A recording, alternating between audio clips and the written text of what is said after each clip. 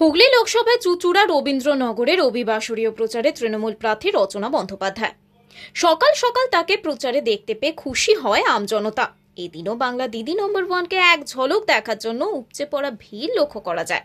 প্রচারের মঞ্চে দাঁড়িয়ে রচনা বন্দ্যোপাধ্যায় বলেন, শুধু ব্রিগেড গর্জন হলে হবে না, পুরো হুগলিতে গর্জন চাই, আওয়াজ চাই। প্রচারে বেরিয়ে বললেন রচনা বন্দ্যোপাধ্যায়,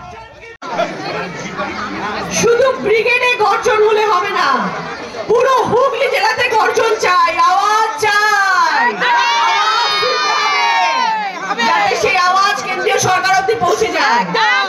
ঠিক আছে সবাই। এবং আজকে এই অনুষ্ঠানে এত মানুষের মধ্যে আমার মতুয়া যারা ভাই বোনেরা এসছেন তাদের সবাইকে আমি প্রণাম জানাচ্ছি। আপনাদের সাথেও কিন্তু দিদি আছেন, আমি আছি।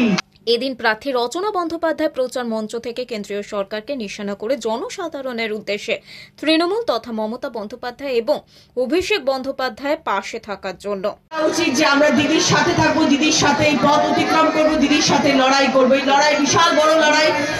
এই উন্নয়নের সাথে আমাদের থাকতে হবে।